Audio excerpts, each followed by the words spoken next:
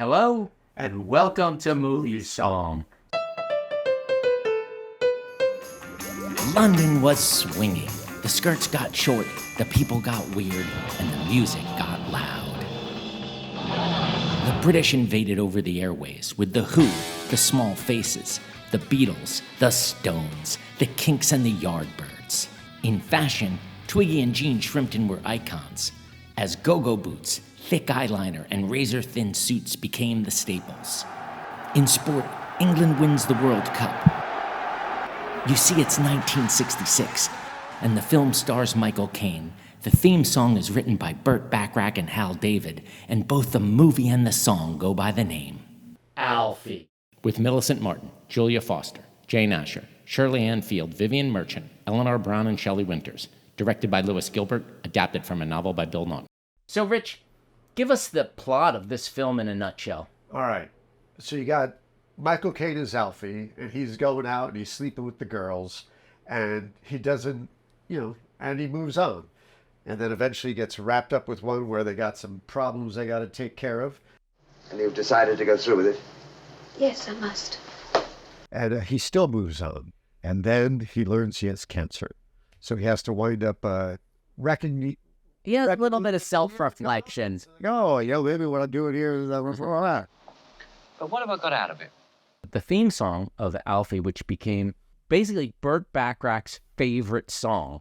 The film is in the can, and a gentleman by the name of Ed Wolpin, a producer at Paramount Pictures, gets on the phone with Burt and says, "Burt, I need a song in 3 weeks. The name of the movie is Alfie." Burt excited to make a theme song for the movie, and he goes to his partner, Hal David. I'm not feeling it, Burt. Alfie? Anyway, Burt really wants to do it, so he has a script sent to Hal David. Hal David reads it, and he picks up on the line at the end of the film. Michael Caine turns to the script. to get the last line. Michael Caine turns to the audience, Rich, and he says, What's it all about? and there you have it. Hal David had his line, and he built a brilliant set of lyrics around. Who sang it? Right. We know. Who sang it? Well, we know now. We know. we know now. Burt Bacharach and Hal David obviously turned to their go-to superstar performer, Dionne Warwick, and what happens? Burt, we need somebody who's British.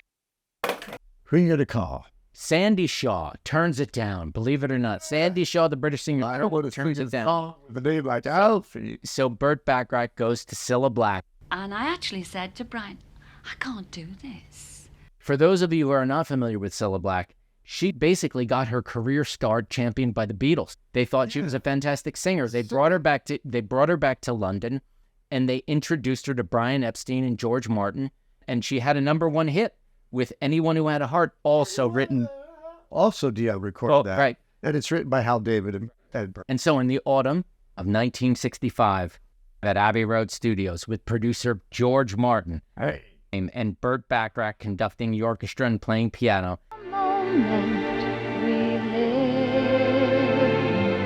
the single was recorded and released in Britain in January 1966 and hits number 9 in the UK charts. Number 9. And then the studio steps in. Cilla didn't chart in the States. I gotta make a move. Bert's not going to like this. Burt doesn't have to sell tickets. Who are you going to call? I got some ideas. What am I going to tell Bert? You'll think of something. They say our love won't pay the rent. Cher. Sonny Bono arranged it. Cher delivered it. And it was a very, very lukewarm performance, or really a lukewarm recording of the song. Didn't hold a candle to what Cilla Black did with Burt Bacharach. And I love Cher. Yeah, I love Cher. I love Cher. This was just the wrong song for her. I love Right. Cher. The interesting thing is the director, Lewis Gilbert, right from the start, didn't like the idea of having a pop song in his film because he felt it trivialized. That he had the great Sonny Rollins write a jazz score, which is many people think is very, very good. It's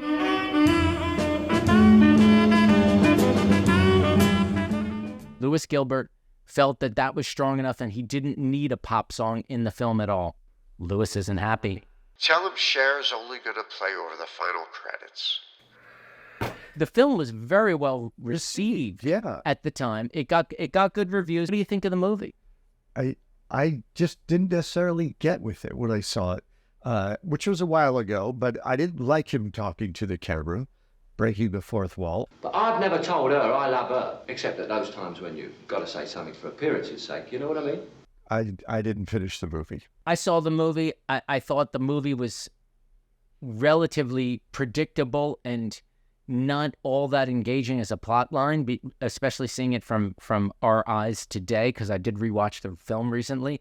I did think Michael Caine had an engaging performance, and he did become a star, really a superstar, in the United States through the film.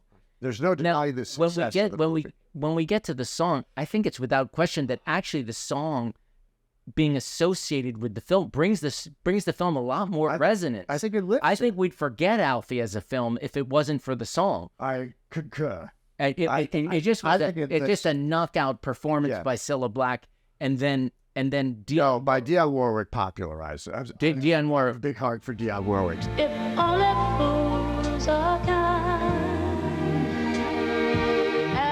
Dionne's just soars. Cilla Black's version, I think, should be listened to because she delivers it as almost the hurt, the kind of the hurt woman. Yes. Right? There a little bit of bitterness. What's it all about? Okay, so it's nominated for 5 Academy Awards. Rich, can you please read for us the nominees? The nominees for Best Song at the Oscars 1967 for films released in 1966. The nominees are Born Free. Born Free. Music by John Barry, lyrics by Don Black. I swear every kid learned the piano. They went through that. Alfie. What's it all about? By Burt Bacharach and lyrics by Hal David. And then Georgie Girl.